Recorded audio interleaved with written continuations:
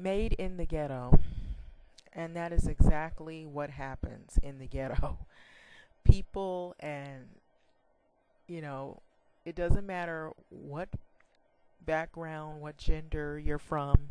If you live in a situation where there's poverty, there's a lot of crime that goes with it, and people will have a mindset where they give up and they live out of desperation and they live in the moment, and it becomes a ghetto. And it could be any nationality, it could be any gender, it could be any group of people.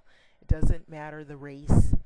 um, and I want to start with the city of angels, Los Angeles. And Los Angeles is a sanctuary city as of yet.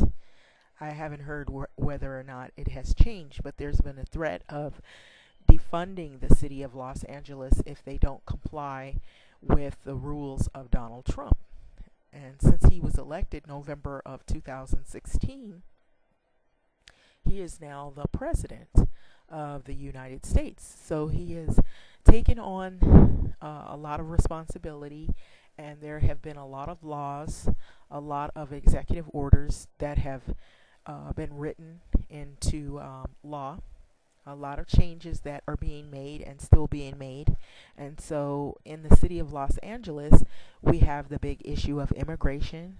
We also have issues with race, race debates, issues between black males and black females, in terms of the swirling issue. 2017 summer, O.J. Simpson is supposed to be released from prison. So I had did a video previous to this one, and it talks about a little bit about that interracial relationship and how the reaction of people in LA were. And you see, LA is a really thriving, bustling city. It has a beautiful skyline. This is the downtown area. It has skyscrapers, beautiful buildings. It has now been revamped by developers, of course, because downtown is starting to become like Little Manhattan in New York, or like upscale, where, you know, it has the Staples Center, the Convention Center, and it has these thriving corporate offices, and Broadway is revamped, and they have lofts and condominiums, and you should look those up. The prices are out of this world, but it's for people who are probably very wealthy. So here is a couple, and she is an older white woman, and he is a black guy, and supposedly he's a Nigerian man. But by him still, even though he's a foreign black guy, he's still, you know, within the black community. He's young, and he's with this white woman. And so some people don't like to see this. One, she's white. The other, the age factor of her and then him. And so you have a lot of these situations where you'll have guys on YouTube complaining about black women and how they're going to leave black women for white women. And a lot of times these white women, they come from a different background or culture or belief set, mindset, and they've been raised differently, and they might have different views about relationships than black women do. So a lot of times, not really knowing, out of the naivety, they'll get in relationships with African American males, certain ones who are not really in the relationship for the right reasons. And that happens sometimes. Now, all the time, it's not an all the time thing, but sometimes it does happen. And so with these type of situations, it can leave people to be bitter and to criticize these relationships, whether they're really valid relationships. Are they together for love, or is she just taking care of this guy and he's like doing whatever he wants? He gets to lay up on her, and virtually she's taking care of a second child or a third child, or who knows how many kids this lady is going to end up having with this guy. And you know, there are situations where there are some white women who are naive, and they take care of black men who abuse them in these relationships. And abuse doesn't have to be necessarily physical. It can be emotional, and it can be just being, you know, irresponsible. And so these are different white women. You have white women who are thin, who are medium build, who are heavier, who are tattooed, who maybe they're, a health nut, they work out, but they're people, they're human, they, just like black women are. So there's this big question as to whether white women are better than black females. And really, when you look at them, I don't really see any difference except one has a lighter complexion, one has a darker complexion. And, just maybe the cultures might be different. And that's about it. But they're still women. They're all women, whether they're darker or lighter. So I have seen white women who have, maybe they come from a good home, who, you know, they can be ghetto as well. Sometimes you'll find some white women who they will, how do they say it? I've heard this term, cultural appropriation or something like that. Well, in other words, they'll wear braids, cornrows. They'll, have on the persona as if they're a black woman, but they're in fact white. And maybe they grew up around black people, or they want to be black, or they want to be with a black man. Also, I've seen Latino women that way, but the only thing is that Latin women will, a lot of times, Latin people and Mexican people will a lot of times live in neighborhoods side by side with black people. So that seems like it's a more, you can understand that. Well, but I've also seen in neighborhoods that are really rough, female gangbangers.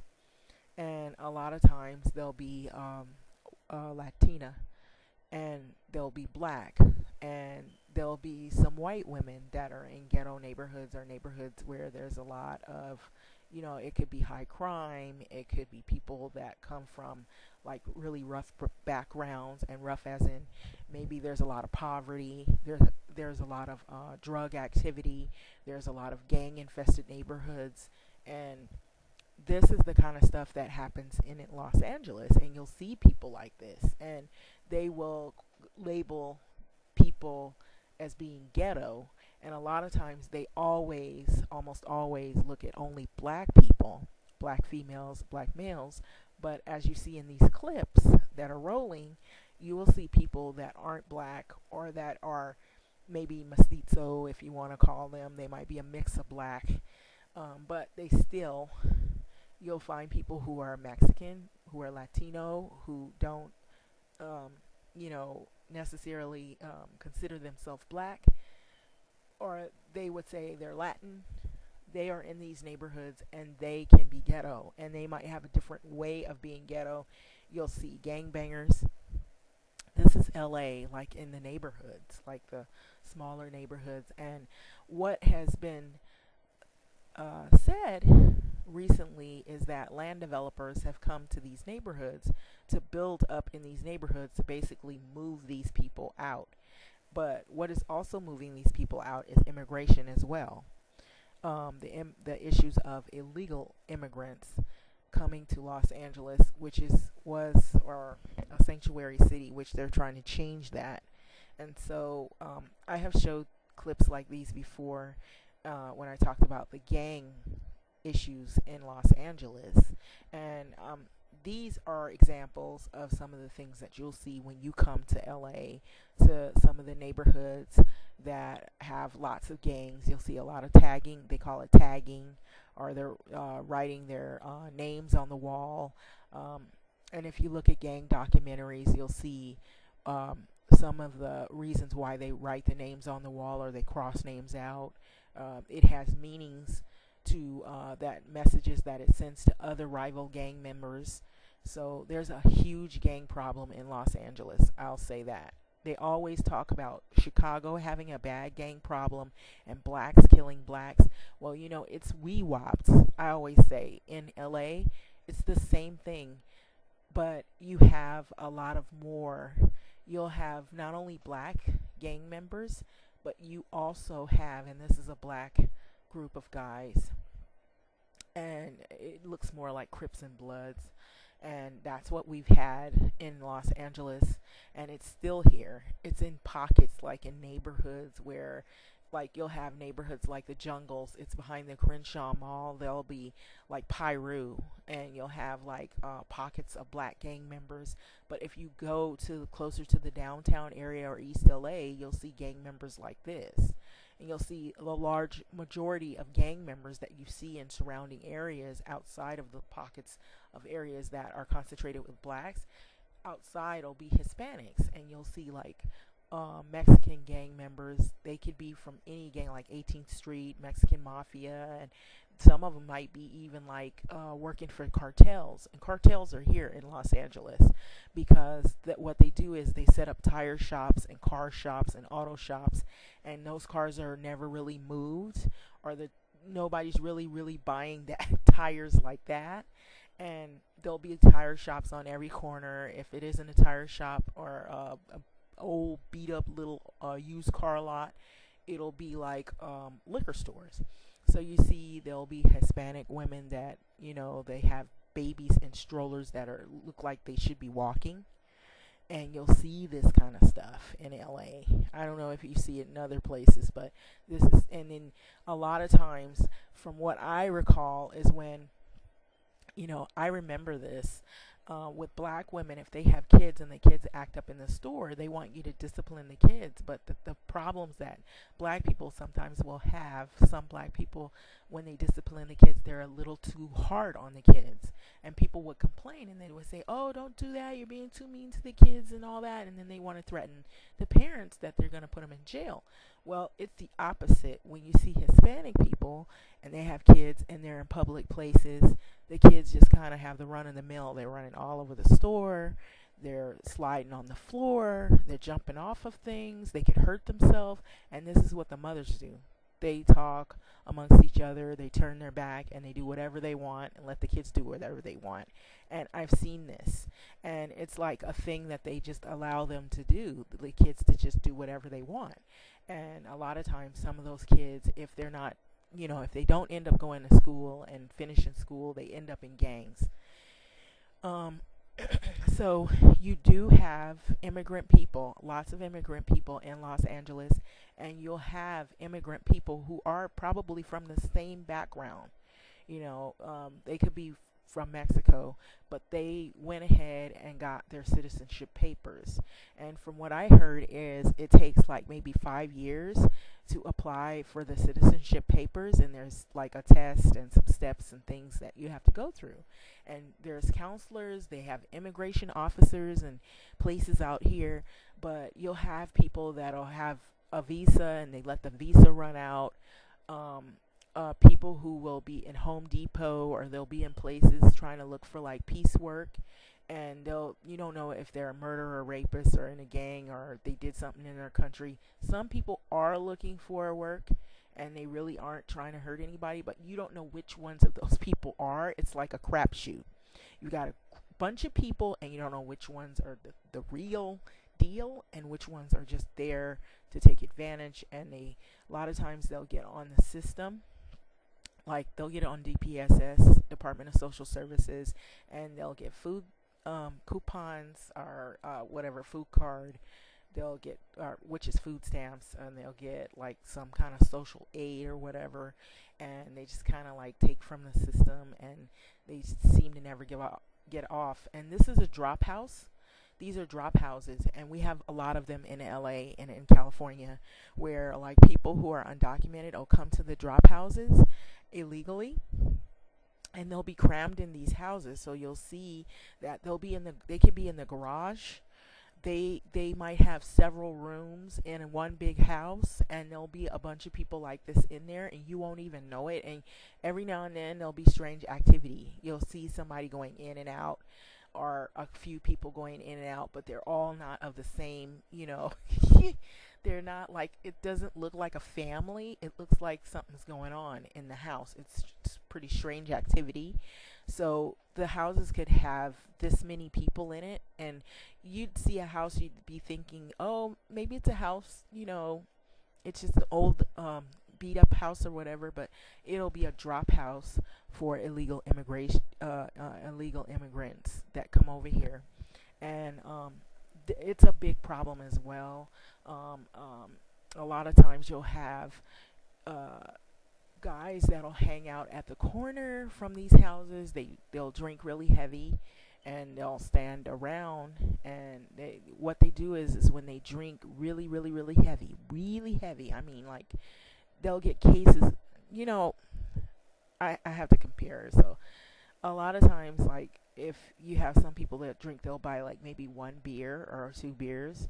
No, they get cases and cases of beer, and instead of them throwing the bottles away in their trash or their yard or their bin, they put it in somebody else's yard. Or you'll see bottles on the street because they're so drunk and they've been throwing bottles, and the bottles will break and there'll be glass everywhere. Or you'll hear some commotion and stuff going on, and they're loud, and they'll be talking in another language or whatever. And sometimes some people will get violent if they've had too much to drink, so it can get kind of crazy. And so the gang problem. So we do have lots of gangs in Los Angeles, more than 196, probably more than that. I'm just throwing out a rough number. But and that's inclusive of not only Hispanic gangs, that's also the black gangs, the Armenian gangs. There's also Cambodian gangs in sister cities like Long Beach. There's other areas where we have like lots of just gang activity, and a lot of people think Asian people are quiet. No, that's not true. They have Asian type, like if you say Chinese or Cambodian, mainly Cambodians, what I've seen shown up, you know, uh, some Chinese, there's gangs. This is a Cambodian gang, and then you seen the couple before this. You'll have like maybe a gang member guy, and he has a white girlfriend, stuff like that. You'll see a lot of this kind of stuff. All this is going on in Los Angeles and neighboring cities of Los Angeles, neighboring cities like Inglewood, Compton, Watts, Long Beach. All of these cities that we have Culver City, and there's like different pockets, different little sections where there's gangs. And so this is an Asian girl. You see what kind of stuff she's into. You can just put two and two together. You'll have, they always try to make seem like Asian women, they are not, promiscuous. They're quiet and they're innocent, and they're not ghetto. But like I said, ghetto is not about the race. It's the individuals and the personalities and what they're involved in. And, we have strip clubs. You'll have white women there, Asian women there, black women, Hispanic women in the strip clubs doing the same types of stuff. And then we have USC, we have college students who are wild. They'll throw these crazy parties like this. But let me tell you, they're making fun of gangs. They can be ghetto too. They have their own way of being ghetto. White people here in LA can be ghetto. Some of them are also in these gangs, or they have their own little cliques and gangs and own little, little huddles, and they'll throw their little drinking parties. There's college drinking parties. I think I had a video about that as well. So, for the people that say, oh, ghetto, it's just one race of people, it's only black. Okay, I'm here to tell you that is not true. It is not just black people. Although I have seen black people who are ghetto, and I will talk about that as well. But to go on with the video, you are going to see these clips of white women who are like just ghetto ratchet. And a lot of times they try to coin it just as Hispanics and blacks. But let me tell you, they have some white women here in LA that are extremely ghetto. And they'll put on, their snapbacks. And you've got some of them they might be in little cliques and gangs. They might have a gangbanger boyfriend like the one this clip that you just seen.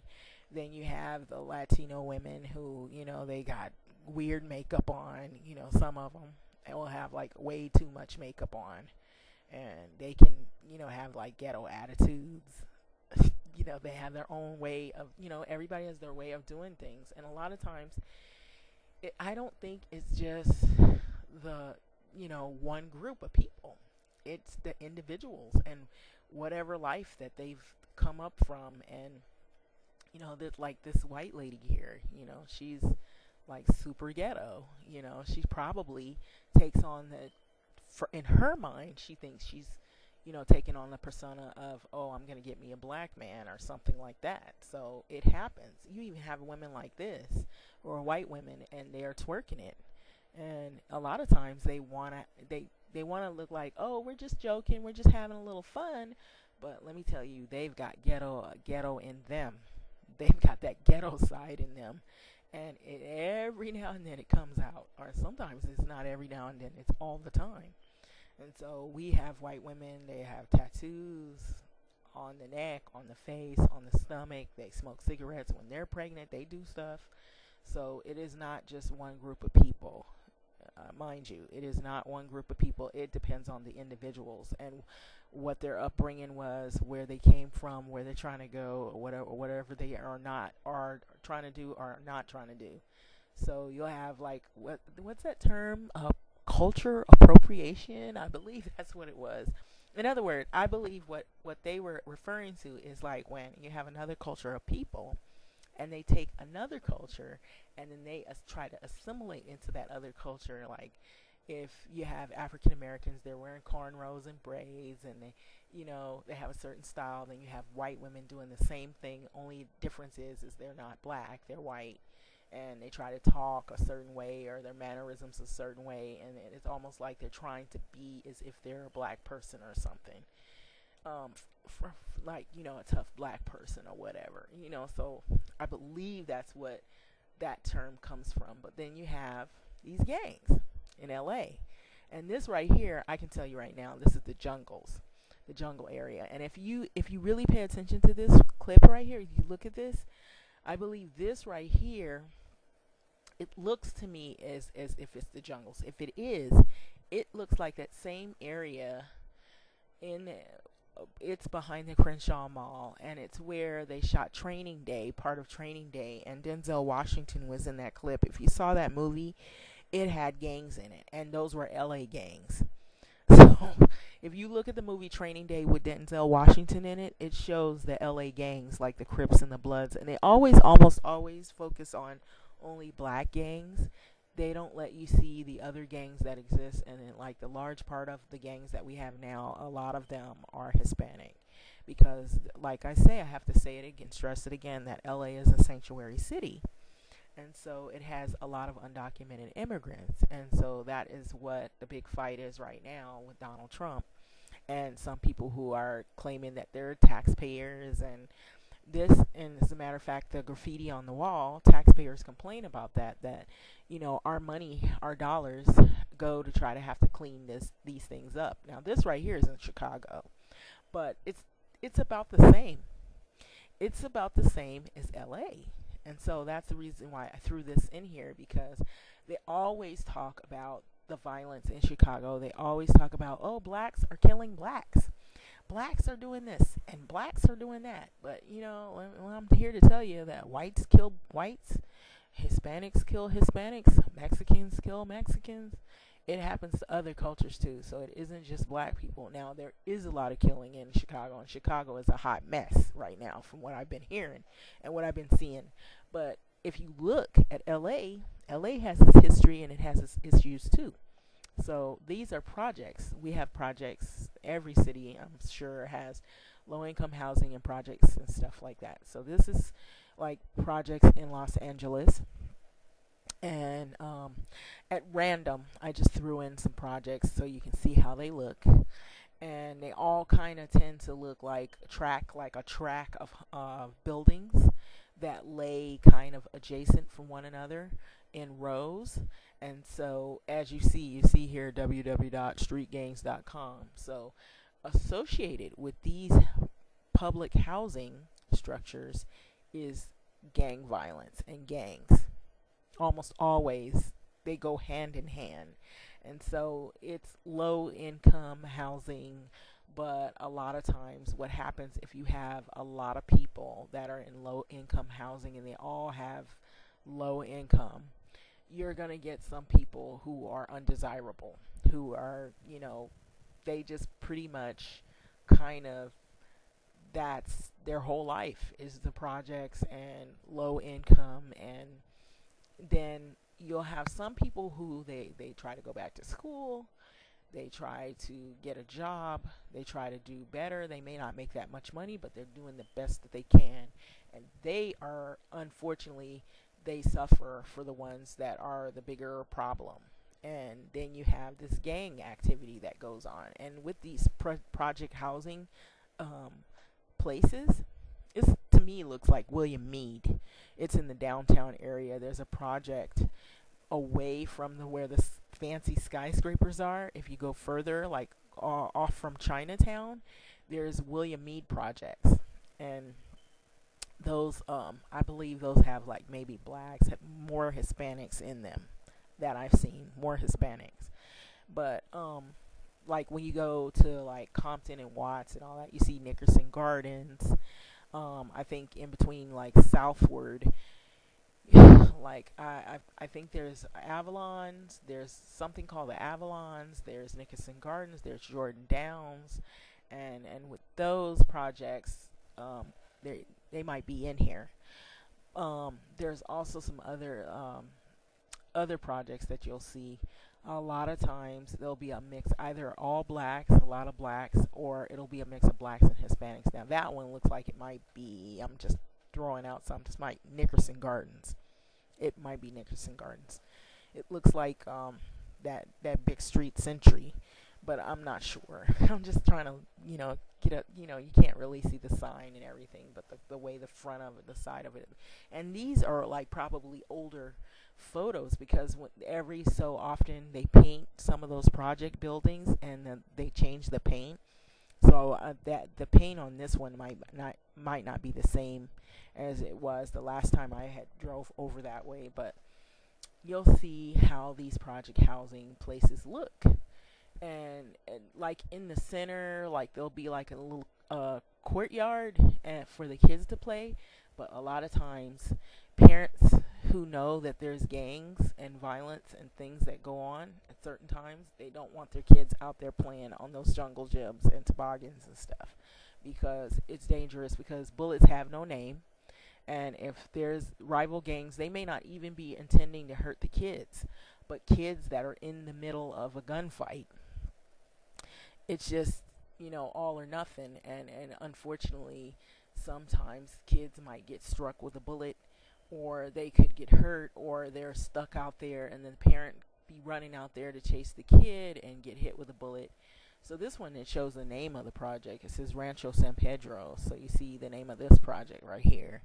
So some of these projects might be in sister cities or outskirts of Los Angeles, but this is basically the whole of California, how the projects look. And you notice how there's a similarity in all of how the projects look. You notice they all look like tract buildings, and it's like 1 or 2 floors. And I remember, like, when I was younger, when I lived in Illinois, and when I lived in Illinois, I had some family members that went into the Chicago area. And I was in the Waukegan area, but we went into the Chicago area, and I remember seeing the projects. And that was when they had what was called Cabrini Green.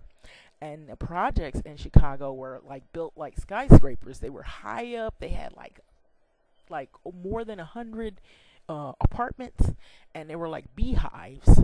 And if you go in there, you don't know, there were elevators that weren't working and stairwells, and you'd be walking forever, and it was gang writing all over the walls, people hanging out the windows. It was crazy, but they tore those down.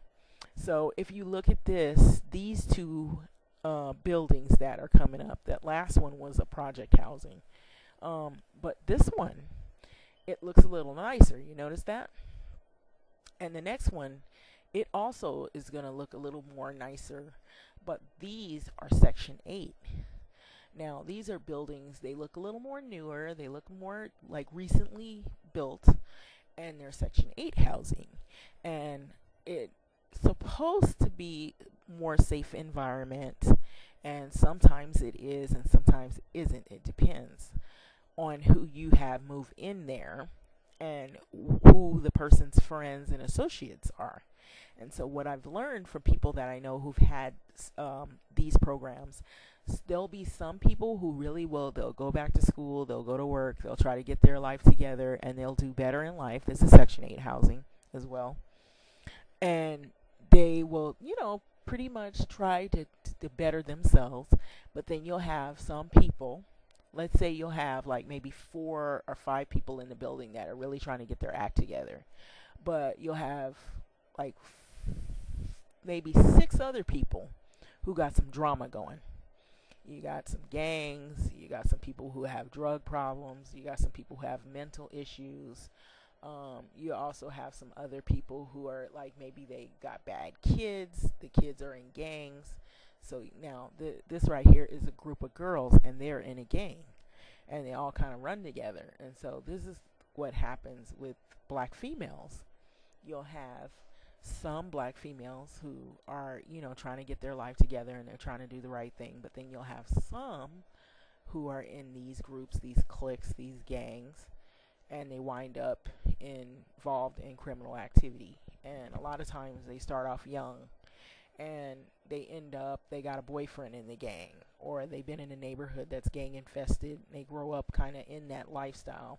Some people will change their life around. That doesn't happen for everybody. But you'll have some women who their whole thing is about trying to, hurt people.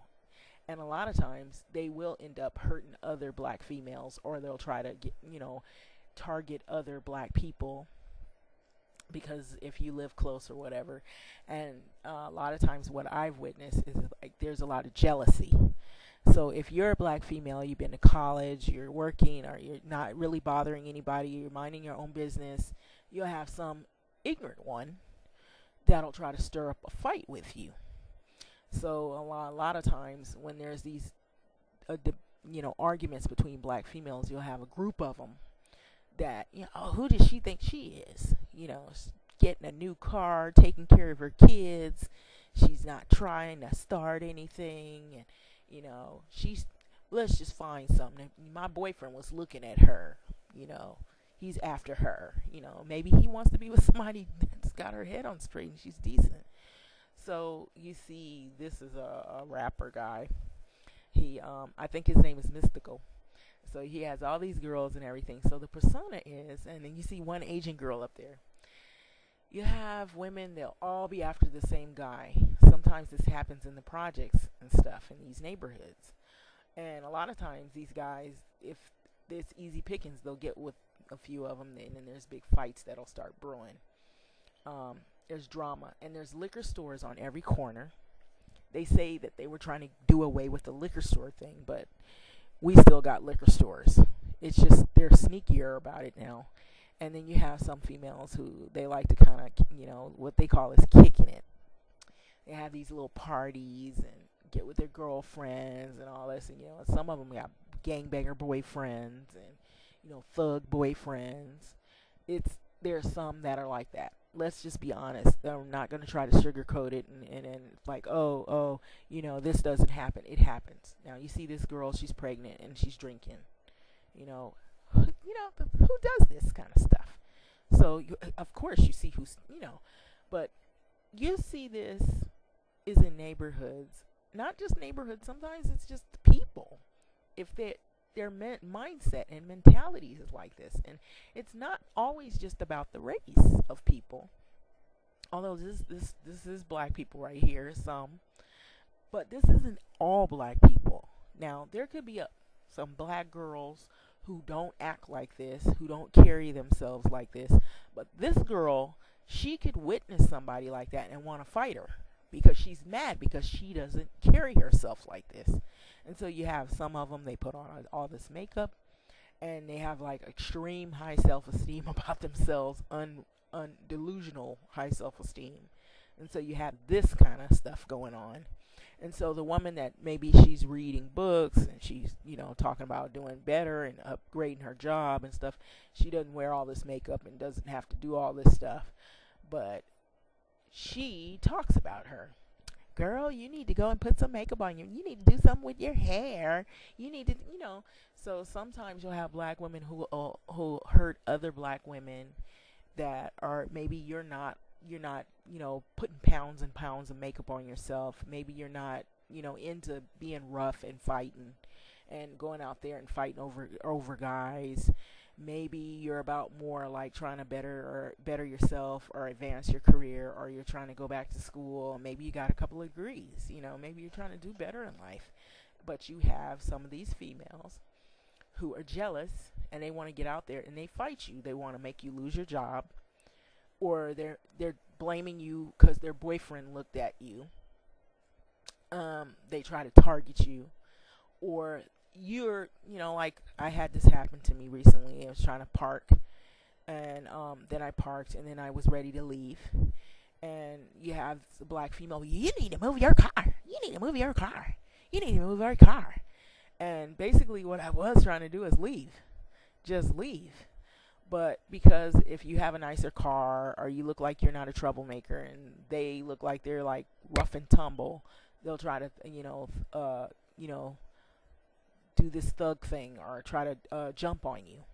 And so sometimes you'll have black females who will put down other black females and harass you because maybe you don't want to hang out and do the same things that everybody else does. Maybe you don't have the same mindset. And so a lot of times these women will get targeted for maybe stuff you didn't even do. Maybe you talk different, you act different. Maybe you don't come from the same neighborhood, and you have this group of girls who are like what they call hood rats. And it doesn't have to be just black girls. It can be white women. You got white women. Look at, they're fighting in front of this is one of them's son, and he's actually egging on the fight. So all this is happening, and you see this kind of actions will happen in California. You'll see people like this, and then you see some people, they got all this stuff on their hair and you cannot tell them that they do not look attractive. You might get hurt, you might get jumped on. So, but you'll see all kinds of people riding the bus, all kinds of stuff happening. And a lot of times you'll have black people, they'll have all this fancy perfume on and these long nails and everything, but they live in a beat up project housing or a bad apartment where people can't get along and there's fighting. And so the thing with white people who sometimes will try to culture appropriate or whatever that assimilate to something else that isn't theirs, they might not even come from a ghetto. They might have a nice home, and they may not even wear like real expensive shoes. But I've seen a number of even Hispanics will wear $100-$200 pair of Jordans. They will wear like expensive shoes, but if you go to their house looks like a mess hole, or a rat den, or a beehive for crime, and it's gang infested. Or it's got like people hanging out and they're all smoked out and they're all doing the blunts and drugged out and whatever else, cracked out or whatever. And so sometimes you have this kind of stuff in some situations. And then sometimes you'll have like project housing where it's all nice, like I showed you the Section 8 housing where it's clean and everything, but you can still have a lot of drama queens and drama kings up in there. Guys up in there, they think they're the bomb and all this kind of stuff, but they got a lot of drama going on. They're trying to sleep with every woman in the building, so they can get a notch on their belt. It's like an accomplishment, and then they can go around bragging about how many women they've slept with. So there's a lot of drama, and it happens not only with Hispanic and black, it happens in the white people. You'll have white people that live in the project housing. It's like one or two white people you'll see that they are tough. Best believe if they're around a lot of blacks, they did something to be around that group. I'm telling you, they're not your average. We've got a lot of M&Ms M&Ms out here, if you know what I mean. Rapper Eminem, you know, you've got a lot of M&Ms out here in Los Angeles. So, and the females too, you know, females, Hispanics, Latinas that are kind of tough. They'll fight. They fight with each other because they always say, well, there's black on black crime and there's black on black this and black on black. Well, guess what? There's Hispanic on Hispanic crime, Latino on Latino fighting and crime, and Mexican on Mexican crime and drugs and gangs and fighting. So it's the same for all around. It's whites on whites crimes, you know, and stuff like that. So it's crazy, but it happens. And I'm just showing you, this is what you'll see, some of this stuff. And you'll see a lot of this stuff. If you go in those neighborhoods, you will see this in Los Angeles. And you will see white people that look like this in Los Angeles. They like, you know, they make a big deal out of white people. They can be overweight. They always say, well, black women, they don't want to work out. They're fat, you know, and this, that, and they're fat. That's not true about everybody, you know, and it's not true about all white women, but there are white women. They make it seem like white women, they're always slender. That is not true. I've seen some white women that are very heavy, and they got a black boyfriend. And this black guy's complaining about weight, and he goes to a white woman that's 300 pounds. So, then you have these gangs, you know, once again, you see them all posed up, and they're proud to be gangbangers. And I best believe some of them are undocumented. Now, I'm going to just be honest. Let's not lie about it. Let's not sugarcoat this. This is the truth. This is what's happening. This is the problems that we're facing here in Los Angeles, these sanctuary cities. So this is where all the fighting is coming in at. And it is making people angry.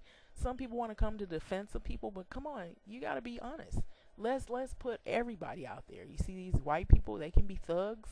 They can be gangbangers. They can be, you know, like real ghetto-y too.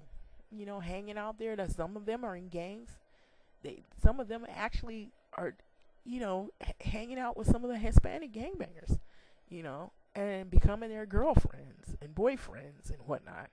So, you know, you got them. Look at this right here. You got them with tattoos all over the face. They want you to know that they're in these gangs. And a lot of times, how they let you know? By this. Ask them to take their shirt off. Don't ask them because you might get hurt. But wait until they take their shirt off. Wait till they take the shirt off. Wait till, you know, you see one of them walk up in the store. And this is what you see. This is what you, oh, my homie, my homie, my homie, and all this. So you have the females, the female Latinas that are in gangs. And you best believe they got razor blades in their hair. They got razor blades in their hair. Let's just be honest. You see those little hairstyles where it's sticking up? There are razor blades in those. So you fight with one of them, you getting cut. And they carry knives. So this right here is LA. And so that's the downtown area. And that's pretty much how it goes. City of Angels. Thanks for watching. This is